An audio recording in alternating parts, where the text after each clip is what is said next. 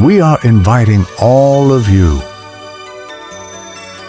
to join us in our virtual Dawn Watch meeting at 4 a.m. and Sunset Prayer meeting at 6 p.m. daily, hosted by Reverend Dr. Alex C. Nozuelo. Let Jesus Christ change your life. Be blessed with His words of encouragement.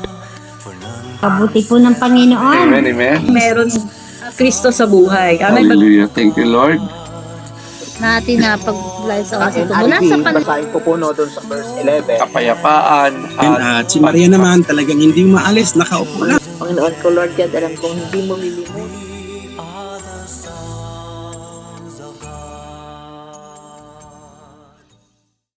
For today's Sunset Prayer meeting, Sa ating Sunset First Lord's Prayer Service, tayo gaganap ng ating Day 244. Hallelujah. Gamit po natin ang platform ng Zoom sa ubasan ng Prayer Faith Church Worldwide Ministries Incorporated. Salamat sa ating mga tigapanguna. Lagi natin nire-recognize, no? Yun po kasi mahalaga eh. Kailangan ma-recognize natin sa ating mga gawain ng ating mga tigapanguna. Why? Dahil sa kanilang kapahintulutan ay naibabahagi pa po natin ito sa mas marami. So far ngayon, ilan pa lang tayo, 18. Parang dating Don Watts ang dating natin ngayon eh. Yung bilang natin pag Don Watts pa lang eh. Kasi may mga gawain din ng ganitong oras. Naintindihan naman natin yung iba pa, uwi pa lang, nasa biyahe pa. Amen? Pero salamat dahil sa oras na ito, naka-join ka. Amen? Salamat sa ating spiritual director, Bishop Rosem Nanzuelo, kasama kay Pastora Glory, sa kanilang kapahintulutan na magamit natin ang Facebook live streaming. At salamat din kay Pastora Sandra from POF Jensan City Chapter. May YouTube na tayo, TikTok at Spotify. Siya po yung nagda-download sa Facebook at ina-upload sa YouTube, TikTok, at Spotify. Amen? Matrabaho siya, pero salamat. Talagang tinanggap niya yung hamon. Amen? Agosto na po ngayon. Pangalawang araw po ng ating buwan ng Agosto. Napakaganda po ang mensahe ngayon. Nais ipabatid ng Diyos sa atin yung kahalagahan ng ating relasyon. Okay, kanino? Siyempre, dapat ma-identify natin kung kanino talaga tayo may relasyon. Tinatawagan na po natin ang ating tigapagayag ng salita ng Diyos. Walang iba kundi si Reverend Josie Naldosa. I-share tayo na po, Pastora. Amen. Tunay nga po nakakagalak, lalo ng mga testimony. Nagpa ng gabi sa mga kapatiran. Salamat po na naka-join na ang aaga.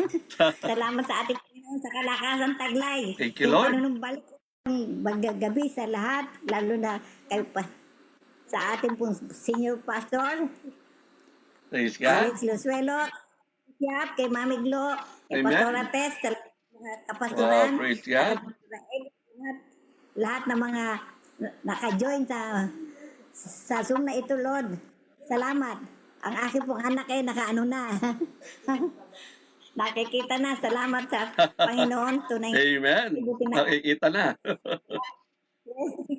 Nagpapakita na rin. Salamat. Tunay nga po. Ang aking pong teksto ay iisa lamang po itong Amen. na ito. Pero napakaganda po ng ating pong pag-uusapan. Basahin po natin ito sa Proverbs 13 verse 20 sa New King James Version. King James Version. He who walks with wise men will be wise, but a companion of fools will be destroyed. Sa Tagalog po, ang nakikisama sa unawa ay magiging matalino, ngunit ang kasama ng mangmang ay masusuong sa gulo. Amen. Tayo po lahat at manalangin. Father God in heaven, Lord Jesus, Holy Spirit, Lord, salamat po sa pagsama mo sa amin sa gabi ito, Lord. We give you praise, we give you glory, Lord God Jesus, at sa po lahat itinataas itong aming gawain na ito, Lord. hindi pa mo po man nagpapasalamat na po ako sa katagumpayan ay pagkakalumusan sa gabi ito. At bago po ang lahat, Lord, humingi po muna kami ng kapatawaran sa mga nagawa namin kamalian, pagkukulang sa iyong harapan, Lord. Forgive us, Lord God, at sa mga taong nakagawa sa amin ng hindi maganda yung mga pagkakasala, Lord, we release forgiveness to them, Lord. Salamat po sa kalakasan taglay at sa pagpapatawad na pagkalubog sa amin sa gabing to, Lord, para po ang mga salitang mapapakinggan namin may tuloy-tuloy sa aming mga puso, Lord God Jesus. Maluwag sa kalooban na matanggap namin ito, Lord, at maisabuhay, Lord God. Salamat po ng marami sa mga sandaling ito, Panginoon, at kami po nagpapakababa sa iyong harapan, nagpapalinis, Panginoon, at ikaw po ang aming itinataas sa mga oras na ito, inuuna ka po namin sa gabi ito, Lord God Jesus. At Lord, bigyan mo po ako ng yung pagsama, pagyakap, Panginoon, at yung katatagan ng loob, at saka yung hinihingi kong pagsama mo sa akin mula sa umpisa hanggang sa matapos, Lord God Jesus, ang wisdom and understanding, pagkalubos sa akin, Lord God Jesus, at ikaw, Panginoon, ang maitaas, ikaw ang mapapulihan, at ikaw ang makita at marinig ng mga makikinig, Lord God Jesus. Lord, salamat po sa gagawin namin ito, yung pagsama mo, ay hanggang sa matapos ito, alam ko, hindi mo kami iwanan, hindi mo kami pababayaan. We give you praise and glory, Lord, at ang lahat na ito ay itinataas ko, pinagpapasalamat. In Jesus' name, Amen. Napakabuti po ng ating Panginoon. Ang aking pong topic, tunay nga po, understanding the significance of relationship and what is the meaning. At napakabuti na ating pong Panginoon kasi pinasa ko to kay Pastor Jan kanina lamang po, pero may ginawa mo siyang pagbabago, pero alam ko may kaibigan kang sobrang close, halos araw-araw kayong magkasama, pero dumating ang panahon na naghiwalay din kayo ng landas, o baka may taong sobrang influential sa iyo, either for good or minsan for bad. Ganon kahalaga ang relationships. At saka, pero ito ang totoo, hindi lahat ng relations ay meant to become relationship. Minsan seasonal lang sila, minsan missional lang sila. May gagawin lang kayong project para kay Lord. At minsan sila yung talagang relational, covenant, long term, at God ordained.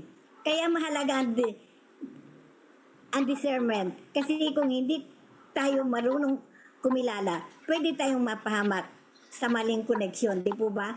Kaya yung discernment po ay napakahalaga. Kaya pupunta na po tayo sa akin pong topic na how to understand the significance of relationship and what is the meaning.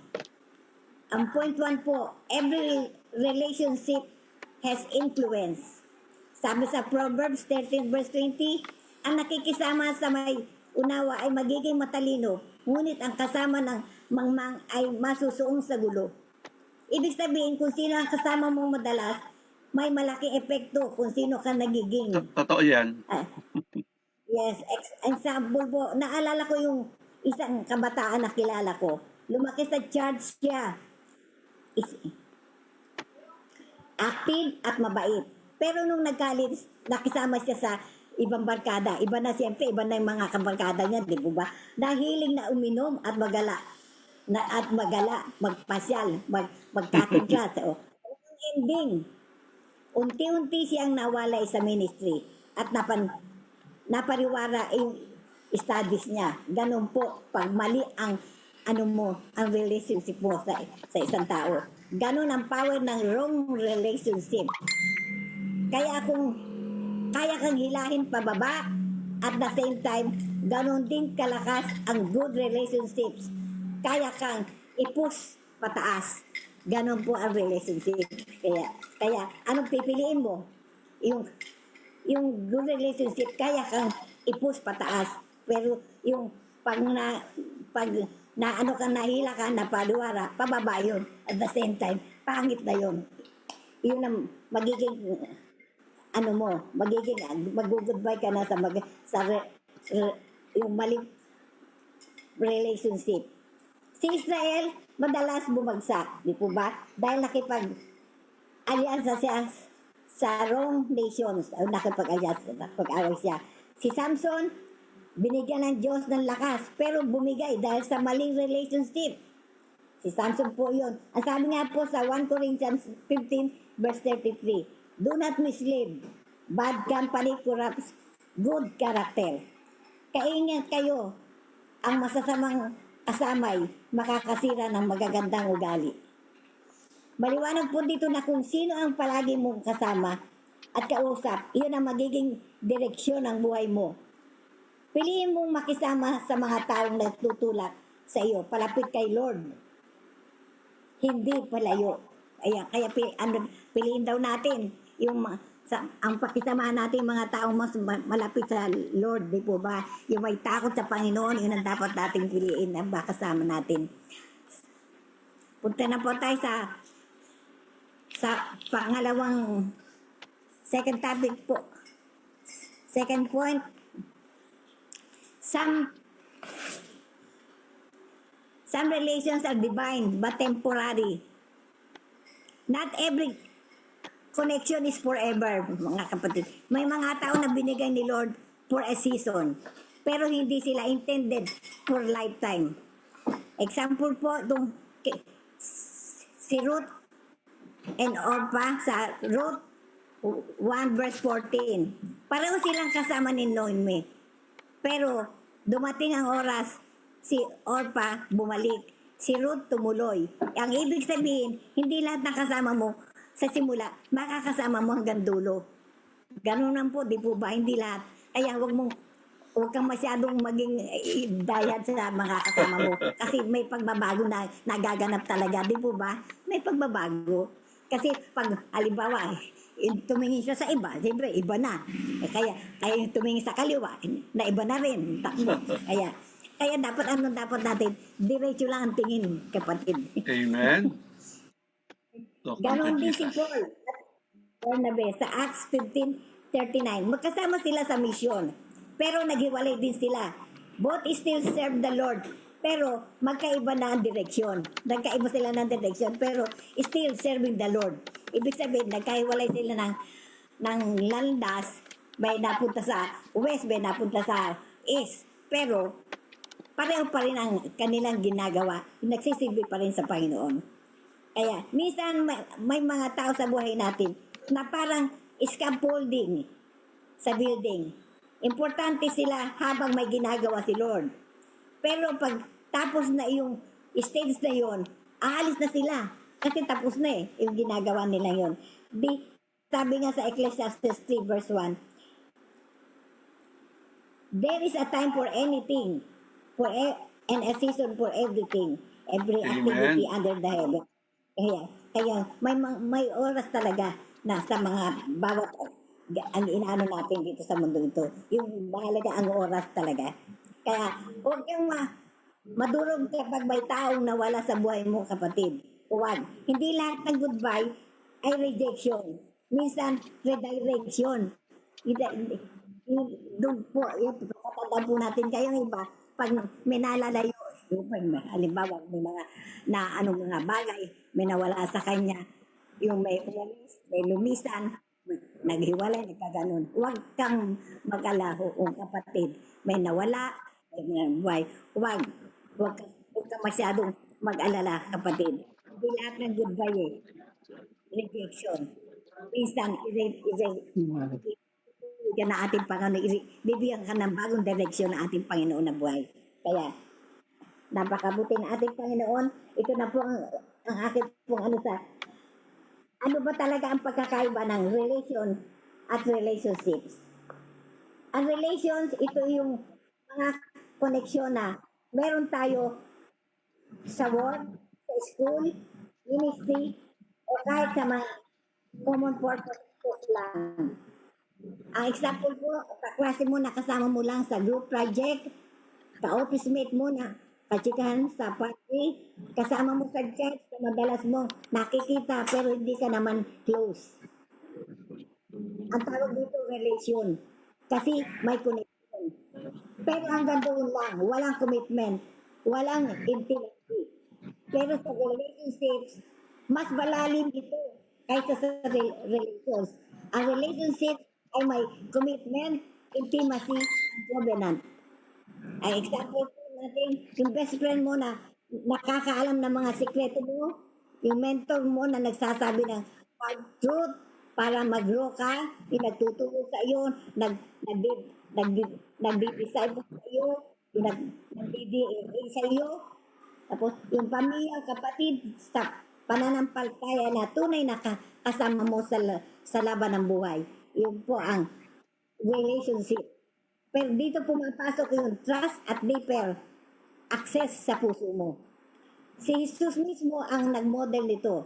Yung sa crowds, di po ba sa libo-libo, yung mga taong sumusunod sa Kanya para sa miracles, sa healings at teachings. Sa first level lang ang koneksyon.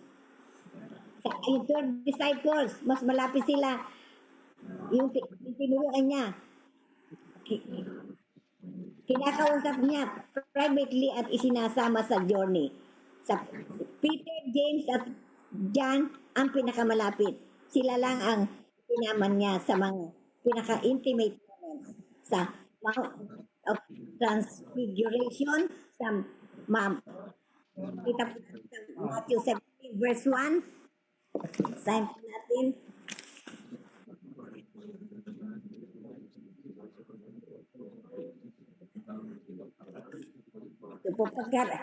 Pagkaraan ng 6 na araw, isinama ni Jesus si Pedro at ang magkapatid na Santiago at Juan at sila umakyat sa mataas na bundok.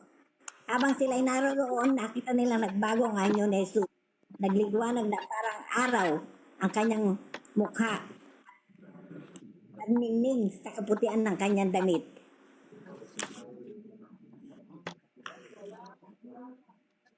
Tapos yung Garden of Gethsemane sa Mark 14 verse 33.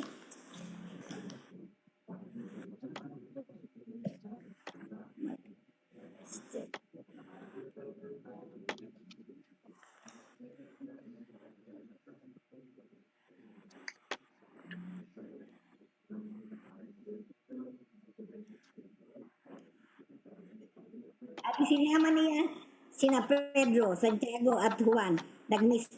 Nagsimulang mabagabag at maghirap ang kanyang kalooban.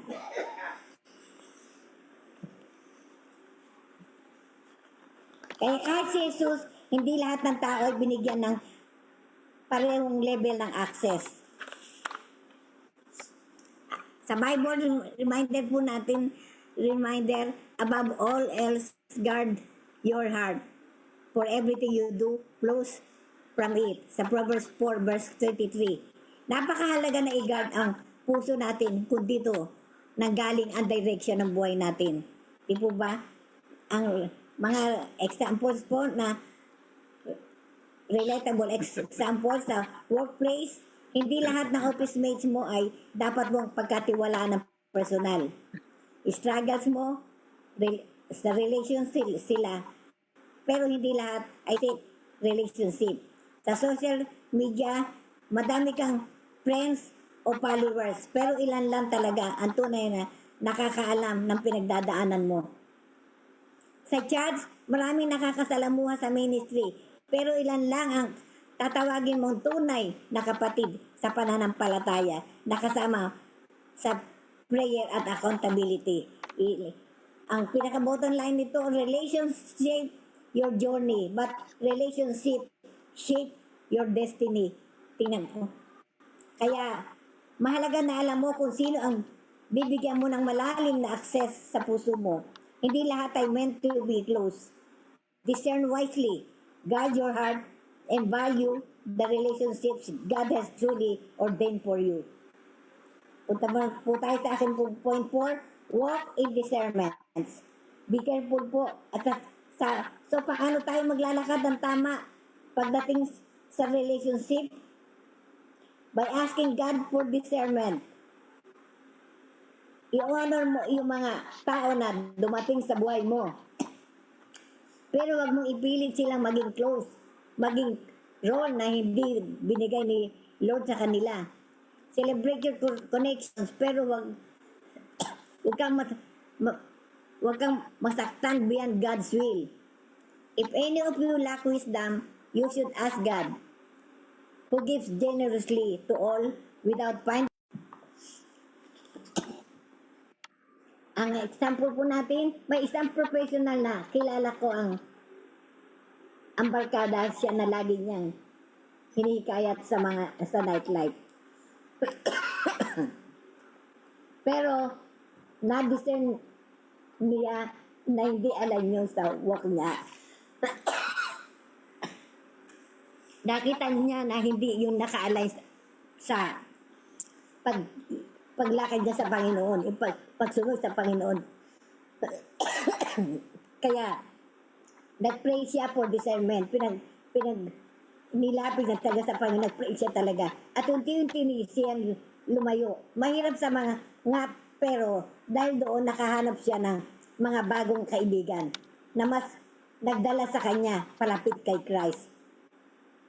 Kaya, yung sa mga ganitong sitwasyon, pag hindi mo alam talaga kung sinong pakikisamahan mo, kailangan umano ka mag-ask ka ng for discernment.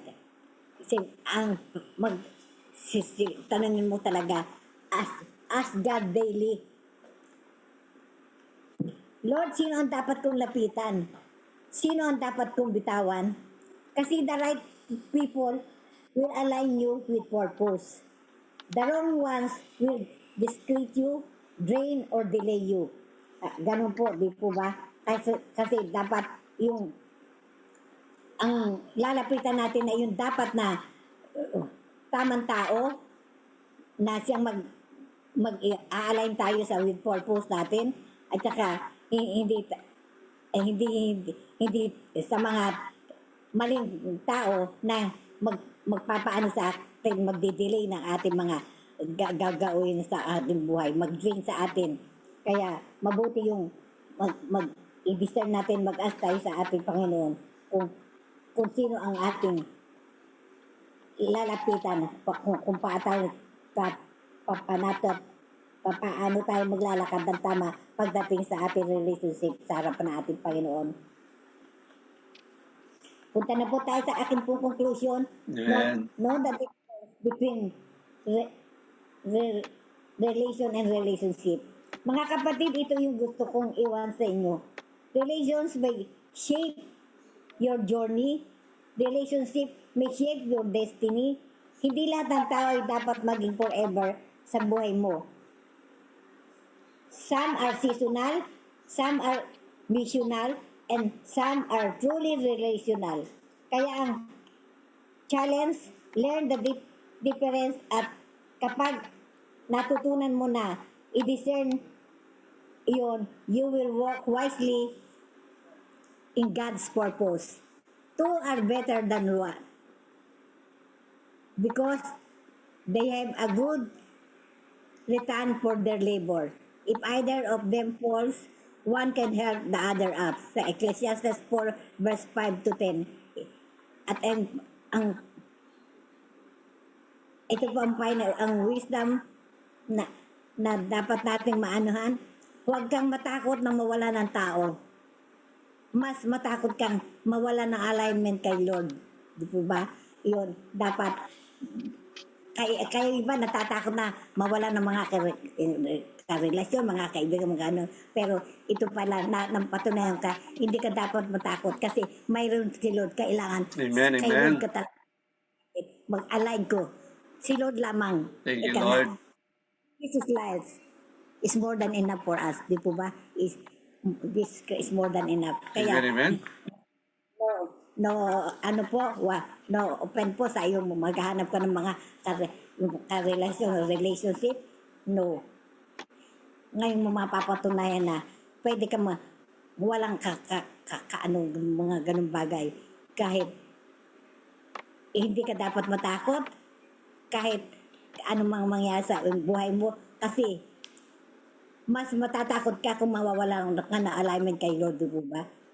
yun ang katakutan mo. Pero habang nasa harap tayo na ang Panginoon, gumagawa tayo ng mabuti sa Kanya, sumusunod tayo sa Kanya mga pinagagawa, yung mga pangako, mga promises, ginagawa natin, at tayo handang magpasakop sa Kanya, handang lumakad, hanggang sumunod. Hindi tayo dapat matakot kasi naka-align tayo kay Lord. Kaya di po ba, mabuti ang Diyos sa ating buhay at napakabuti ng ginagawa niya sa ating buhay. At araw-araw sabi ko nga, paganda-ganda ng paganda ang buhay kasi kasama natin ang Diyos. Kaya hindi ka dapat matakot kapatid dahil tayo ay naka-align sa ating Panginoon buhay. Kaya time po natin yung mga manalangin, magpasalamat na po tayo sa gabing ito. O Father God in Heaven, Lord Jesus Christ, Lord, salamat po sa pagsama mo sa akin, Lord. Kahit po sa maikling kapaliwanagan, Lord, salamat at ako po pinagkalubon mo ng kapaliwanagan na mula sa iyo, Lord God Jesus. Dahil hindi ko po ito magagawa kung di mo ako sasamahan, Lord. Salamat sa pagsama mo sa akin, pagyakap, Panginoon, sa Thank you, Lord. lahat ng mga ay nandito ka sa akin, hindi mo ako pinapabayaan. Kahit po sa anumang mga pangyayari sa buhay namin, nandito ka parati. Parati kang nakatuon ang ang mata mo sa amin, Lord. Salamat po, Panginoon. Ni minsan, hindi po ako nag-worry na hindi mo kami sasamahan, hindi mo kami iiwanan, Lord. Kaya, thank you, Lord God Jesus, for your presence. Napakabuti mo, Lord. Palagi kang nandito sa aming buhay. At salamat sa pagyakap sa lahat ng sandali sa aming buhay, sa mga sitwasyon na hindi maganda, nandito ka. Sa mga sitwasyon na maganda, nandito ka din, Lord. Salamat po, Lord God Jesus. Ang lahat na ito, Lord, ay pinagpapasalamat ko at ikaw ang pinakamataas na nangyayari sa buhay ko, Lord God Jesus. Sa iyo ang lahat ng ito, papulit pa sa salamat. In Jesus' name, Amen. Amen, amen. Praise God. Palapakan natin ang Diyos sa buhay ni Reverend Joel Sinaldosa. At tunay talaga ang basehan natin ay kung sino ba talaga ang mga taong nakapaligid sa atin. May kasabihan nga show me your friends and I'll show you your future. Totoo po yan. Dahil ang mga taong madalas na ating kasama, sabi ng ating preacher, ay malaking impluwensya yan sa buhay natin, sa ating pag-iisip, sa ating desisyon, sa ating ugali, kaya sa direksyon ng ating buhay. Kaya bilang mga mananampalataya, tandaan natin to. Okay? Oo, nilikha tayo ng Diyos para sa relationship. Una sa lahat, siyempre, na malaman natin kanino ba tayo dapat una makipagrelasyon. Una sa Kanya, sa ating Diyos. Tama po ba? Pangalawa, sa ating pamilya. Pangatlo, sa ating kapwa. Pang-apat, sa ating iglesia. Tama po ba? Ngunit hindi lahat ng relasyon ay nakabubuti. May mga relasyon na naglalapit sa atin sa Diyos at meron din namang relasyon na unti-unti tayong nilalayo sa harapan ng Diyos. Kaya dapat, sabi nga ng preacher natin, ay matuto tayong mag-discern. Baka maya yung sinasabi sa atin ay para bagang hindi na nakakalugod sa harapan ng Diyos. Kaya ang tanong ngayon ay hindi lang sino dapat ang makasama natin, kundi ano ang idudulot sa akin ng mga relasyong ito sa aking spiritual na buhay. At tama, ang sagot ng ating tigapaghayag ng salita ng Diyos, dapat mahunawaan natin yung kahalagaan ng relasyon. Bakit? Kasi sabi niya, every relationship has influence. Okay? May influence talaga ito. Bakit? Kasi nga, sa mga ginagawa natin, na-influensyahan tayo kung ano yung o kaibigan mo, naninigarilyo, definitely, laki kang naninigarilyo din. O kaibigan mo, naggagala, sigurado, bagala ka rin. Tama po ba? Pero sinabi na sa atin ng Bible, no? Do not be misled. Bad company corrupts good character. 1 Corinthians chapter 15, verse 33. Nagbabala na si Apostol Pablo sa mga taga-Korinto at maging sa atin na ang maling samahan ay sumisira sa mabuting karakter. Kahit mabuti ang ating intention, kung mali ang ating impluensya, maaaring tayo madala rin ng maling landas. Amen? Kaya mga kapatid ko sa Panginoon, sa oras na ito, lakaran natin yung nais ng Diyos. Ang taong pinagpapala ng Diyos ay maingat sa kanyang pinipiling samahan. At inuuna ang salita ng Diyos kaysa sa impluensya ng mga tao sa paligid. They're saying they're Christian, pero iba yung aral nila sa aral natin. Oo, tandaan niyo po yan. Hindi lahat ng mga nangangaral, kaya nga bilin sa ating bishop kaya i-open ko rin yan sa aming meeting sa susunod, na dapat ma-identify ko, ikaw ay dadalo sa ganito, yung aral ba nila ay aral ba natin? Baka maya, iba na yung aral na tinuturo nila sa aral na tinuturo natin. Tama po ba? Okay, kaya hindi lahat ay dapat natin puntahan. Bakit? Kasi may impluwensyahan tayo. Tama po ba? O pwede ba? May nagsabi na hindi na po pwede tumakbo ang isang organisasyon na walang pera. Hindi nga tayo pinapadala ni Lord ng pera sa pagbimisyon natin. Hindi tayo pinapadala ng mga bit-bitin. Dala mo, aparador mo pag nagmimisyon ka. Tama po ba? Kaya minsan may mga mali rin tayo na narinig pero ginagawa nilang tama. Hindi natin statement of faith yun. Baka sa church nila, statement of faith. Kaya yung influensya, pag nangaral ang ganitong samahan, iba sa pangangaral sa ating samahan. Tama po ba? Iba yung statement of faith nila, iba rin yung statement of faith natin, bagamat isa ang Diyos na pinaglilingkuran natin. Tama po ba? Sa iba, okay lang mag-utos ng anghel. Pero narinig natin kanina sa preaching ni Pastor Jay, hindi tayo allow mag-utos sa anghel. Only God can do that. We cannot say, Angel of the Lord, I command you. Hindi inaalaw ng ating mga tigapangunayan na tayo mismo direktang uutos dahil maliwanag yung binigay ni Pastor Jay. Ask God. Okay? Sabihin mo sa Diyos na utusan niya ang kanyang mga anghel na tayo ay patnubayan. Tama po ba? Hindi tayo ang mag-uutos sa anghel. Intindihan niyo po ba ibig kong sabihin? Oo, darating yung panahon na mas magiging mataas yung ating katungkulan sa kanila. Pero not now. Amen. Mangyayari yan sa second coming. Okay? Hindi ngayon. Mas mataas ang kanilang katungkulan. Aminin natin. Okay, mga God's messenger sila. Mga mensahero sila ng Diyos. At sila yung kasama natin nakikidigma sa gawa ng kaaway na hindi naman natin nakikita. Pero sa kanila, paningin, kitang-kita nila. Kaya mga kapatid ko sa Panginoon, tandaan po natin, napakalaga impluensya ng mga taong nakapaligid sa atin. Amen po ba? Kaya ano barometer natin? Kapag nararamdaman mo iba na ituturo sa iyo na para bagang teka, natuturuan ako na mas magaling na ako sa nagturo sa akin. Teka, bitaw-bitaw na tayo roon. Okay? Tandaan po natin mga kapatid ko sa Panginoon. Kapag ang isang puting tela ay inilagay natin sa maruming tubig, ano mangyayari? Maputing tela yun. Unti-unti itong didilim. Unti-unti itong lalabo. Unti-unti itong papangit. Ganon din ang ating buhay. Ang madalas natin kasama ay unti-unting nakaka-apekto sa ating karakter. Kaya anong gagawin natin? Piliin natin ang mga kaibigang naglalapit sa atin sa Diyos. Hanapin natin ang mga mentor na may totoong takot talaga sa Panginoon. Maging mabuting impluensya rin tayo sa iba. Amen. At yung pangalawang sinabi ng ating preacher, divine purpose. Wow. Totoo po yan. Bakit? Kasi na ba nagmumula ang relationship, di ba, sa Kanya? Hindi aksidente, lahat tayo inilagay ng Diyos sa ating kalagayan ngayon. Nilagay tayo sa ubasan ng Perfect Church. We are family of Christ. Tama po ba? We are family of God. We are sons and daughters of God. Amen? Totoo po yan. Tayo magkakapatid kay Kristo. May iba-iba man tayong pagkagamit. Pero tandaan po natin, maaaring yung turo nila ay iba doon sa nilalakaran natin ngayon. Sa ibang reliyon, they are allowed to eat diniguan.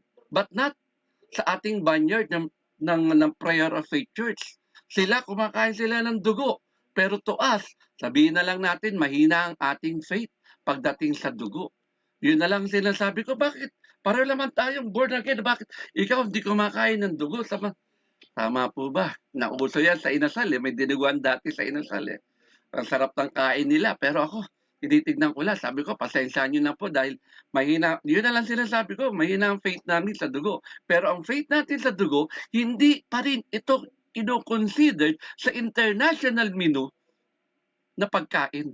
Ang nilinis ng Diyos, pagkain. Paano magiging pagkain masasama sa menu? Dili kasi siguro natin bilang mga Pilipino, masarap na putahing ulam, sasabihin ng lahat. Hindi naman ang nagpaparami sa tao, yung lumalabas sa bibig, hindi yung pumapasok sa bibig. Tama po yun. Biblical po yun. Pero ano ba ang dugo? Ang dugo ng hayop, doon nananalaytay ang lahat ng sakit ng hayop. Maging baboy man yan, maging manok man yan, lahat ng sakit nila, sa dugo nananalaytay yan. Pag kinain natin yan, kaya nga pinagbawal eh. Pero sabi nila, nilinis na raw ni Lord yun. Pero hindi pa rin nire-recognize ng buong mundo na ang dugo ay menu, pagkain. Tama po ba? Ano ba nilinis ng Diyos? Pagkain. Pagkain ba ang dugo? Wala nga diniguan sa ibang ano eh. Kala ko yung Bloody Mary nun ay diniguan. Yung pala yung Bloody Mary ay alak pala yun. Tama po ba? Kaya sabi ko nga sa inyo, kapag nirecognize ng internal ng buong mundo na ang dugo ay pagkain, menu, ay ang sarap magluto ni Pastora Glory niyan. Lalo na pag may puto ng kalasyaw. Amen, yung malilit na puto na matamis. Amen, magaling magluto niyan si Pastora Glory. Amen. Masarap na ulam namin yan before. Pero dahil sa ubasan natin, hindi tayo inaalaw kumain ng ganun. Marami sabihin na lang natin for health principle. Kung sabihin nila mahina ang faith natin, ayaw natin kainin yung sakit ng hayop kung bakit hindi tayo kumakain. Bakit palagay nyo kaya yung pag niluto yan, patay na yung mga bakterya dyan? No, may mga bakterya na tunayan sa panahon ngayon, hindi basta-basta ito napapatay ng init kahit kahit pakuluan mo pa yan, buhay pa rin yung bakterya na yun na nananalaytay sa dugo. Kaya yun po ang ating dapat isagot. Mga sa mga nakikinig din, pasensya na po kayo. Kung sa palagay ninyo, masarap kumain ng diniguan, go ahead. Pero sa vineyard ng Ubasan ng Perfect Church, bilin niya ng ating mga tigapanguna as much possible, huwag kang kakain. Amen? Paano kung may nagturo? Ba't sa kanila pwede? Ma-adapt natin. Tama po ba? Kaya lagi sinasabi ng ating bishop kapag tinik na, huwag mo nang lulunukin. Kainin mo lang yung laman o yung karne. Tama po ba? Pag buto na, huwag na. Kaya nga, maigpit na pinagbibilin sa atin ng mga tigapanguna natin. Alam nyo kung ano? Huwag kang basa-basa dadalo sa mga seminar kung anong mga seminar na meron. Amen? Tama po ba, Pastora Josie? Alam nila, Pastora Josie, Pastora Josie, hindi tayo susuong diyan. Bakit? Baka maya, okay, napakain ka na pala. Ngayon, may bagong turo ngayon na sabi, ginagawa na nilang, okay, bawal lang kumain ng baboy ngayon. Okay, tama ba, Pastora Mayan? Hallelujah. Kaya puro gulay na lang sila ngayon. Hallelujah. Kaya mga kapatid sa Panginoon, magpaturo tayo. Dahil napakahalaga po, yung tinatawag nating divine purpose. Kaya naman, divine purpose ng Diyos sa ating, tayo magkakapatid kay Kristo. Tama po ba? Okay? Two are better than one. Magtutulungan tayo. Kapag may nabagsak na isa, may magbabangon sa kanya. Yan talaga ang disenyo ng Diyos. Pagdating sa relasyon, magkaroon tayo ng suportahan, tulungan, tama po ba? Magpalakasan, okay? Magpanalanginan, katulad ng ginagawa natin tuwing takip silim at bukang liwayway. Tama po ba mga kapatid sa Panginoon? Kaya may divine purpose itong relationship natin ngayon. Na itatama natin yung mali, tama po ba? At yung mali, hindi na natin lalakaran. Huwag na tayong mga tuwiran. Masarap ang diniguan. Pero dahil may mga tigapanguna tayo, nagsasabi sa atin, mahina pananampalataya natin pagdating sa dugo, dahil naniniwala pa rin tayo, ang dugo ay hindi kasama sa nilinis ng Diyos. Ang dugo ay hindi pa rin kinukonsiderang pagkain, menu. Pero pastor, papasok naman yan Okay, that is our divine purpose. Kaya, doon sa mga masarap kumain, tuloy nyo lang. Okay, pero to us, hindi namin gagawin yun. Okay, tandaan nyo po mga kapatid ko sa Panginoon, sa buhay natin, parang isang puzzle lang ito tama po ba? Ang bawat piraso ay meron talagang laang lugar. Hindi pwede magkabali-baligtad yan. May mga taong inilagay ng Diyos sa ating buhay upang mabuo ang kanyang plano para sa atin. Ang problema lang, ayaw natin silang ilagay. Bakit? Kasi tingin natin, hindi na sila mahalaga. Kaya tandaan natin ito, kilalanin natin ang layunin ng Diyos sa bawat relasyon meron tayo. Pahalagahan natin ang taong ginamit ng Diyos upang palakasin tayo sa ating pananampalataya. Huwag natin sayangin ang mga relasyong ibinigay ng Diyos sa atin. At yung panghuli sinabi ng ating preacher, every relationship can make difference. Totoo po yun. Tama po ba? Ang bawat relasyon ay may direksyon na ibinibigay sa atin. Maaari kang ilapit sa Diyos o ilayo ka sa Diyos. Maaari kang palakasin o pahinain. Maaari kang itaas o ibagsak. Nasa atin na kung ano yung sinasabi ng Biblia. Ang pagpili, that's your free will. Hindi tayo nilikha ng Diyos na parang robot, no? Na dipindot. Ito ang gagawin mo, okay. Ito ang hindi mo gagawin, nasa iyo yung pagpili. Kung sa palagay mo, masarap kumain ng diniguan, go ahead, kain ka ng diniguan. Kung sa palagay mo, tama ang ginagawa ng kaibigan mo, go ahead, sundin mo siya. Kung sa palagay mo, mas nakakabuti ang tinuturo niya sa iyo kaysa sa mga tinuturo ng mga tigapanguna mo, do it. Okay. Okay. Sabi nga ni Bishop Ducos sa ubasa ng Prayer of Faith Church, there is no pilitizing. Hinanap ko sa dictionary kung ano ibig sabihin yung no pilitizing. Wala akong makita. Ay nilapita ko si Bishop Ducos. Bishop, ano ibig sabihin ng no pilitizing? Isa lang sinabi niya, walang pilitan. Yung pala yung no pilitizing na sabi niya. Walang pilitan. Basta ito, ang salita ng Diyos, tanggapin nila, well and good. Hindi nila tanggapin, wala ka ng pananagutan sa kanilang dugo.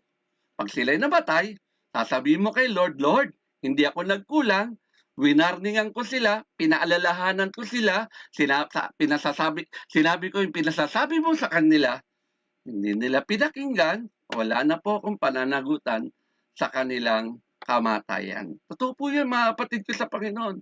Kaya itong relasyong meron tayo, di ba, masarap.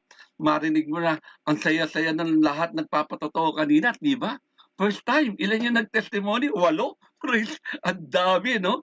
Talagang, kung masusunod lang talaga natin yung laan na oras, 2 minuto, magte-testimony ka, ang dami magte-testimony.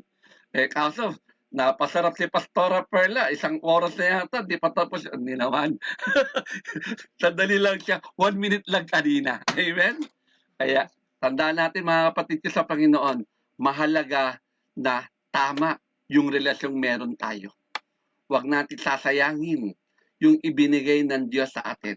Maging taong tayo na nagbibigay ng inspirasyon sa iba. Bumuo tayo ng mga magagandang relasyon na ang sentro, sino? Si Kristo. Nothing more, nothing less. Walang ibang bida sa relasyon natin, kundi si Christ. Parang sa mag-asawa, hindi tatagal ang pagmamahala ng dalawa kung hindi si Kristo ang nakasentro. Opposite sex, babae, lalaki, kung walang Christ sa gitna, para mapalapit sila sa isa't isa, kailangan lumapit sila kay Kristo. Pag sila lumapit sa ating Panginoong Yesus, wow!